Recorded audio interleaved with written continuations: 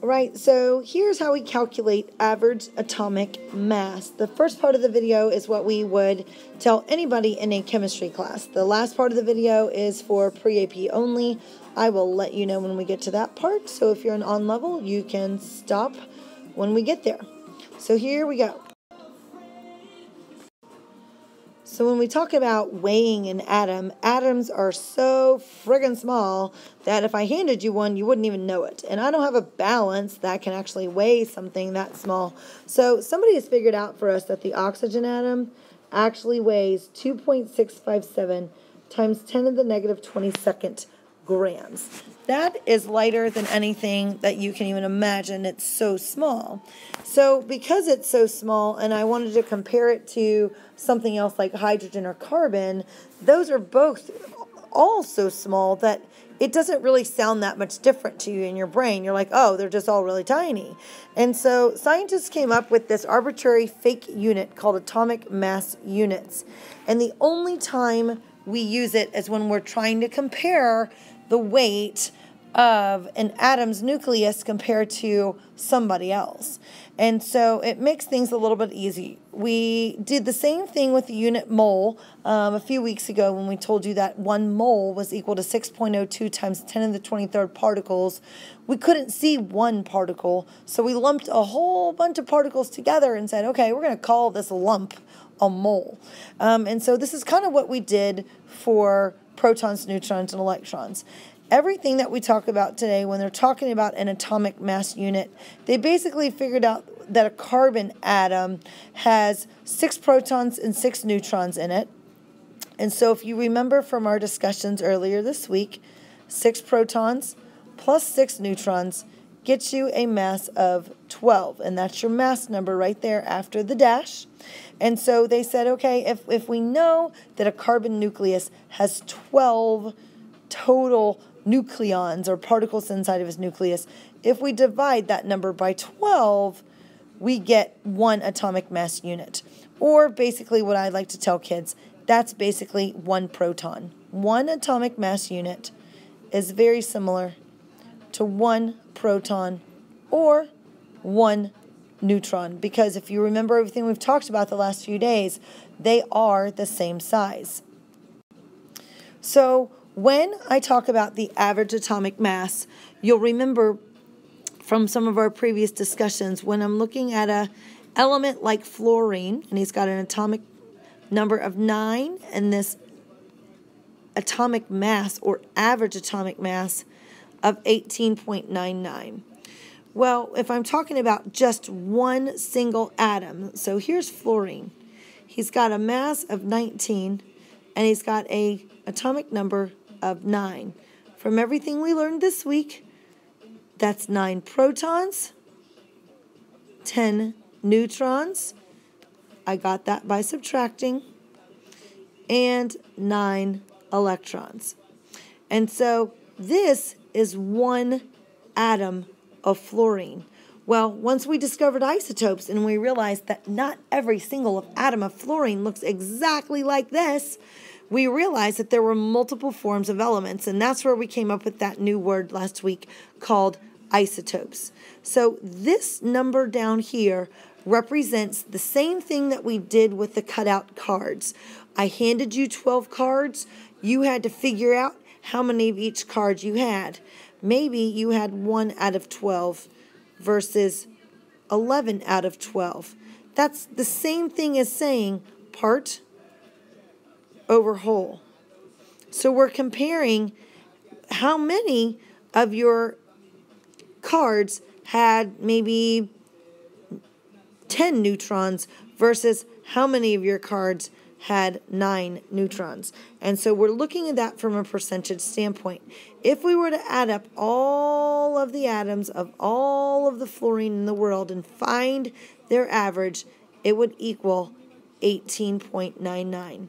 So the average atomic mass is a weighted average of all of the isotopes, meaning not everybody exists in the same quantity for each isotope, and I'll explain myself in just a minute. When we're looking at the periodic table and we're looking at zinc, and we find out that zinc has an atomic mass of 65.39 atomic mass units.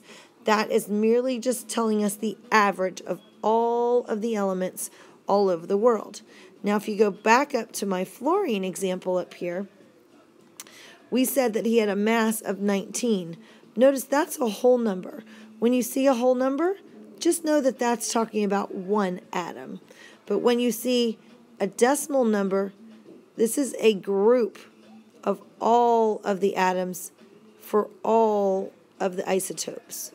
Okay? So decimal number means all atoms. Whole number means single atom. So in other words, a single atom cannot weigh 65.39 because protons plus neutrons always equals a whole number. This could equal 66. This could equal 65. But you can't have 39 100ths of a proton. It just doesn't work out. In my last school district, we did grades a little bit different than we do them here at Haltom. So first, let me show you maybe what a student's grades looks like at the end of the first 6 weeks. He's got a daily average of 63 and a major average of 74. So when we add it up and divide by 2, he gets a 69. He fails for the 6 weeks.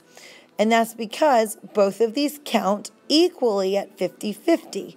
Because they're 50-50, we can divide by 2. In my last school district, they thought that tests were more important than homework grades. They figured if you care about your test grade, you'll do the homework because you want to pass. And so major grades were 60% and daily grades were 40%. Look, same grades here as this guy. But when you calculate with a weighted average, this kid ends up with a 69.6 and a 70 for the 6 weeks. So he totally passes. And so we know that that's rare. Most kids that don't do the work will not do well on tests. So don't even think about trying that. So here's kind of the skeleton formula for calculating the average atomic mass. It's a little lengthy, so let me narrow it down for you a little bit. Okay, this word abundance, you're going to see it again on homework. It just means how often it's found, or it means the percentage. And so you can just write down the percent times the mass, 1, plus the percent times mass, 2, plus the percent times mass, 3, and you just keep going until you've added up all the different isotopes and forms for that element. After you add everybody up, you hit equals, and boom, you've got your average. A couple of things to note and maybe write down in your notes. We are not dividing by anything. This is not a normal average. I can't just add them up and divide by 3. I've got to take a weighted average, and that's where we do percent times mass, percent times mass. The other thing we can't forget, let me give you an example. You might see a number like this on a homework. If they gave you 0.27%, you cannot type in 0.27 to your calculator because you don't have a percent key. So Beyonce says, move that decimal to the left, to the left. You didn't know she wrote a song about decimals, did ya? And so when we move that decimal for our calculator to the left, look what happens. 1, 2. We put our new decimal here. 0, 0. The percent sign goes away. So that tiny number got even smaller. They are never going to move the decimal for you. Even though the number seems small, you still need to move the decimal yourself. So 2 important rules on this page. Don't forget, you're multiplying your percent and your mass together, and then you're adding your sets together at the end.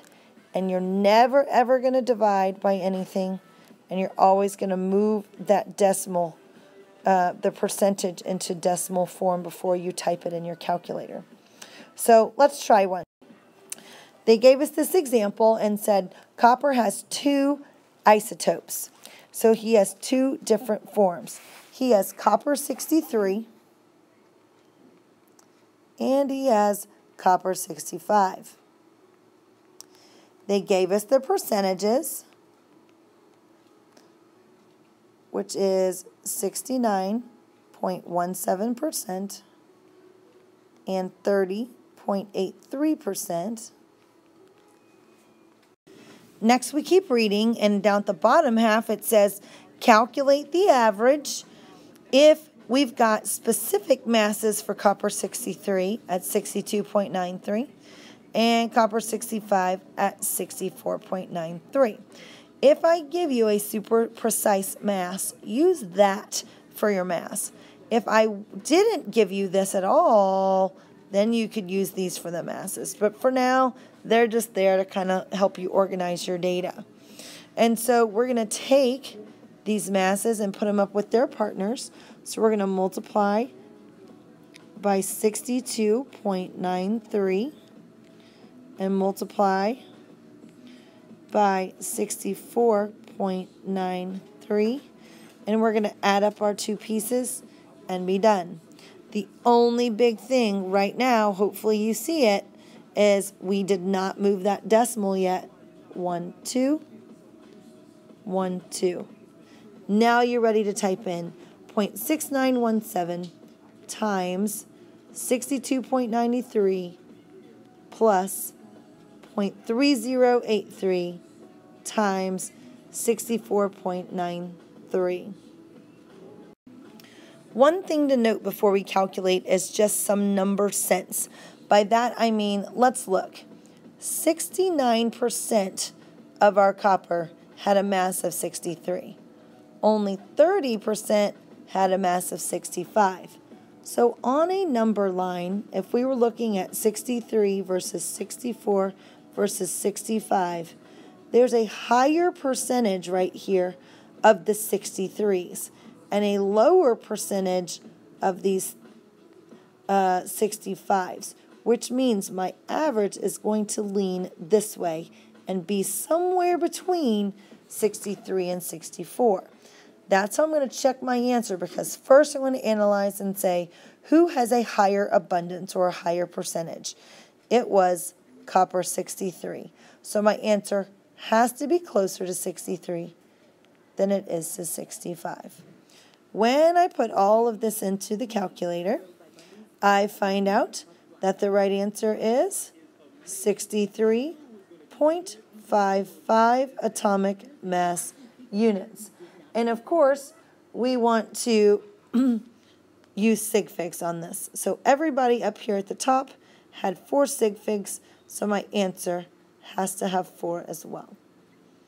So that is a plain Jane average atomic mass question. Now let's make it pre-AP. First, we want to remind you to be a graduated cylinder and not a dropout cylinder. So we look at this example. This gets one step harder. We've got naturally occurring boron, and boron has 80% of boron 11 with a mass of 11.01. He has 19.8% of some other isotope, which they did not give us.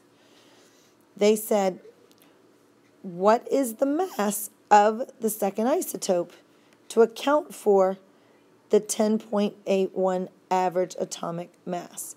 So in this example, they gave us the answer. Let me show you how I would really set this up. I have 2 sets of data because I have 2 percentages. And so in my head, I'm going to go through and say, I've got a percent times mass 1 plus a percent times mass 2. And that's always going to equal your average. No dividing, combine like terms, and solve. So it would look like this. I'm going to go ahead and move my decimal in my head. 1, 2. So 0.8020 times the mass of the first boron, which was 11.01 atomic mass units. Then we're going to do as much as we know for the second isotope, which says 19.8%.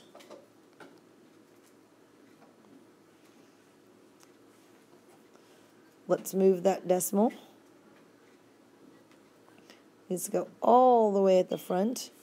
0.1980 times the mass of the second isotope. Well, they didn't give me a mass of the second isotope, so that's my X. And that's equal to the average. They were super nice, gave us the answer.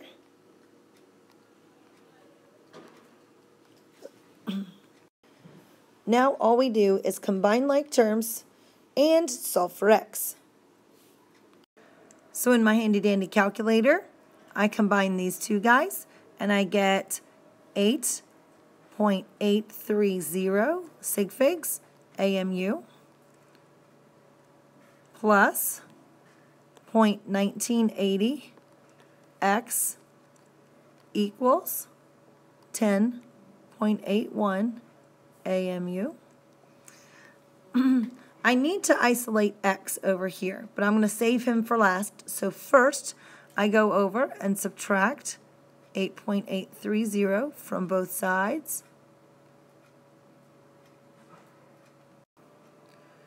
And with sig figs, it's the weird rule. You have to look at the ones, the place where the 1 is, which is the hundredth and the thousandth, and determine that the hundredth is less precise. And so when you subtract, it is 1.98 AMUs is equal to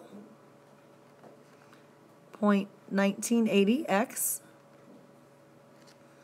Now we can divide both sides by 0.1980. And we find out that X is equal to 10.0, because of sig figs,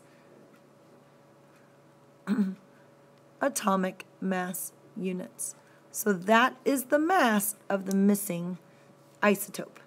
So don't freak out, pay attention to clues, type everything in, and solve for X.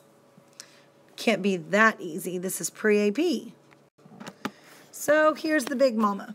So it says you've got this unknown element Q, and it has an average atomic mass of 73.75. So already I know my average.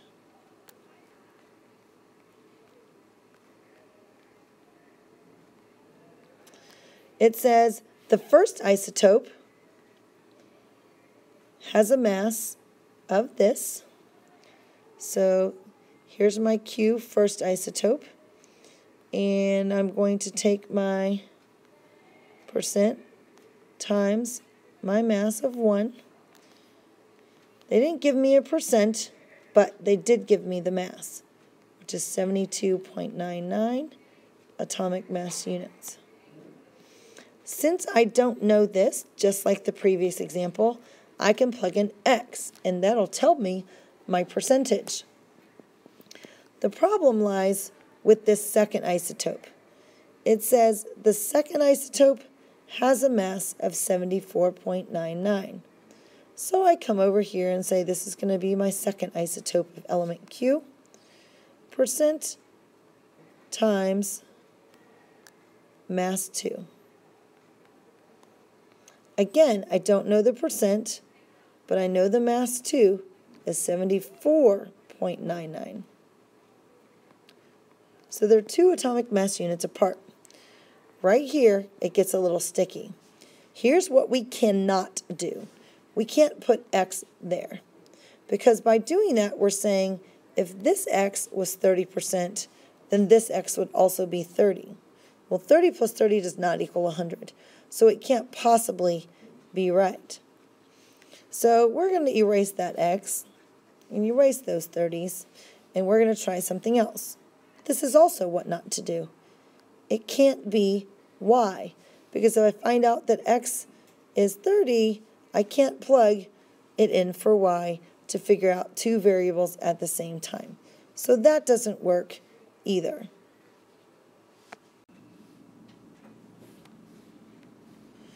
So instead, I've got to figure out something that will work. So instead, watch what we're about to do. We are going to take away y, and we are going to put instead in a parentheses 1 minus x. So that 1, remember, we're looking for a percentage. And if I have x and I have y, their two percentages combined together should equal 100. So we know that x plus y equals 100, but I'm not allowed to use y. So instead, that 1 minus x represents, the 1 represents the 100%. And the x says, okay, if x is 30 and it has to equal 100, then y must be 70. And so this 1 minus x takes care of all of that for us. So we combine like terms, 72.99x plus, and now you have to be super careful. This 1 distributes to get 74.99. But now you have to take the negative x. That negative x is also going to distribute to the 74.99, and you get negative 74.99x, which gets us our average. Remember when you sat in algebra either last year or the year before and you said, when am I ever going to use this? Well, now is that time. So now we always leave x for the end. So we need to combine like terms. So I'm going to come over here to this 74.99 because it does not have a variable, and I'm going to throw it over on the other side. Don't freak out. I know it's negative. It will correct itself later on. So I end up with negative 1.24 is equal to, and then really we can combine these two like terms as well, and we can get negative 2.00x. Now we solve for x.